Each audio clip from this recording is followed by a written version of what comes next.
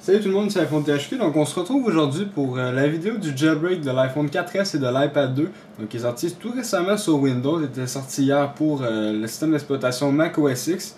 Mais il y a quelques heures, donc il est sorti pour Windows. Donc je fais la vidéo, c'est avec le logiciel Absinthe qu'on peut effectuer ce jailbreak. Donc merci à Pod2G et la Chronique Dev Team d'avoir développé ce logiciel puis d'avoir rendu disponible pour l'iPhone 4S et l'iPad 2, donc on l'attendait depuis déjà quelques mois. Puis on est bien content qu'il soit sorti. Donc c'est Absinthe en version 0.2 qui est disponible pour Mac et pour Windows justement. Donc vous pouvez le télécharger via un lien qui est dans la description de la vidéo. Donc juste aller sur le site de greenpoison.com, c'est un blog qu'ils ont fait. Puis il va y avoir un lien pour le système d'exploitation que vous voulez. Donc vous sélectionnez celui de votre choix, selon ce que vous avez bien sûr sur votre machine. Puis vous le téléchargez et vous allez pouvoir suivre le tutoriel vidéo que je vais faire à l'instant.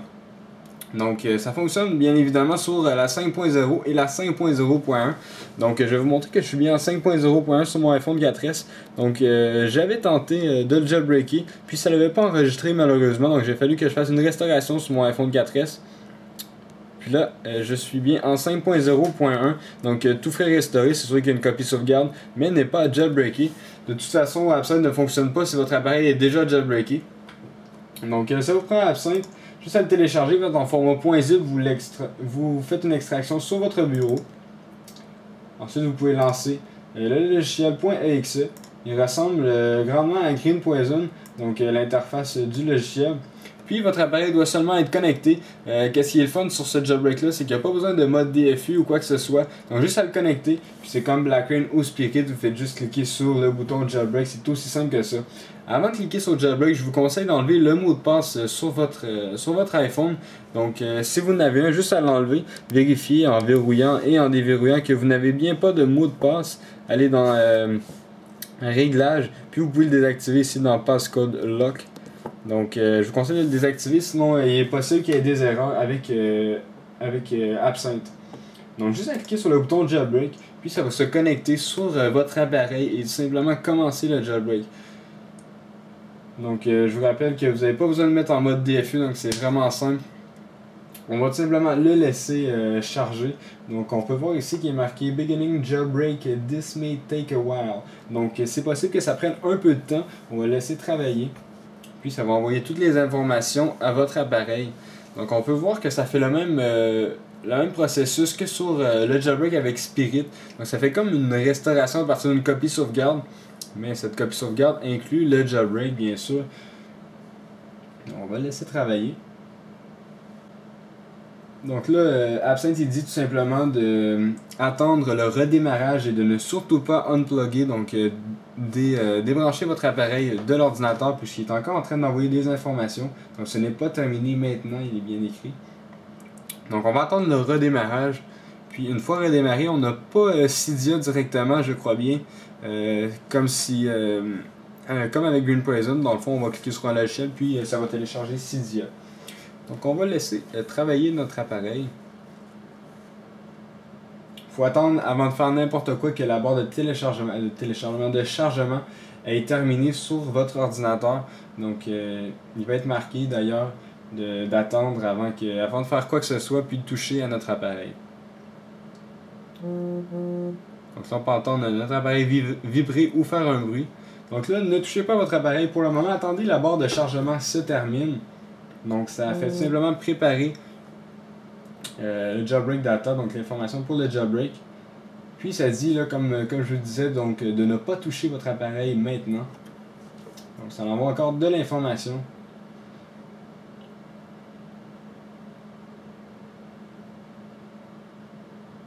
Ça ne sera pas bien long d'après moi. Donc c'est vraiment simple comme jailbreak. Puis si vous avez des problèmes, juste à retenter, ça devrait fonctionner. Donc ça dit que c'est bientôt terminé. Donc just unlock the screen if necessary. Donc on peut l'unlock. Il est marqué. Et voilà.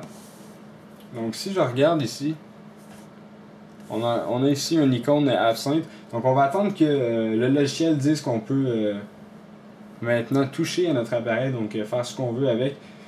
Puis ça dit encore une fois que c'est bientôt terminé. Ah, je suis con. j'avais pas lu. Mais pour terminer le jailbreak, dans le fond, il faut tout simplement cliquer là-dessus. Puis ça va télécharger Cydia et l'installer. Donc vous pouvez toucher à votre appareil bien sûr pour faire cette étape-là. Donc j'avais juste pas lu qu'est-ce qui était marqué, puis tantôt je l'avais fait comme ça à l'aveuglette. Alors juste à cliquer sur cette icône-là, ça va télécharger Cydia, puis par la suite le logiciel va tout simplement vous indiquer que c'est terminé. Donc voilà, c'est terminé. Donc on peut fermer le logiciel tout simplement et fermer le petit dossier, puis laisser notre iPhone 4S ou l'iPad 2 redémarrer pour avoir un jailbreak sur notre puce A5, donc qui va être super intéressant puisque c'est la première fois, puis on va pouvoir tester les nouvelles applications. Donc entre autres, j'ai bien hâte d'avoir Byte SMS sur mon iPhone, qui était un grand manque de cet appareil. Donc voilà, l'appareil redémarre, puis Cydia devrait être tout simplement installé, ça va être la même procédure. On va lancer Cydia, ça va faire la préparation, un respring, puis ensuite vous allez pouvoir utiliser Cydia comme à l'habitude. Donc je vous montrerai pas tout ça, tout simplement vous montrer que j'ai bien Cydia comme icône sur mon Springboard, et une fois lancé, il va préparer les fichiers d'installation pour le début. Donc là on peut voir que mon ordinateur reconnaît mon iPhone, je ne sais pas si vous voyez encore l'ordinateur. Donc on peut déverrouiller. Et ensuite, tout simplement sur la deuxième page, on peut voir le petit logo Cydia. Si on le lance, ça va faire la préparation. Donc ça va dire que Cydia va se fermer une fois que ça va être complété. Donc je vais vous laisser là-dessus. Donc on voit bien que Cydia fonctionne. Donc si vous avez des questions, n'hésitez pas à laisser un commentaire. Je vais essayer d'y répondre. Puis si vous avez apprécié la vidéo, n'oubliez pas de laisser un petit j'aime et un commentaire. N'oubliez surtout pas de vous abonner à ma chaîne YouTube juste en cliquant sur le bouton s'abonner, ça vous permet de recevoir toutes les prochaines vidéos que je vais mettre en ligne. Et visitez également le site internet iPodTouchZero.com. Merci beaucoup, au revoir.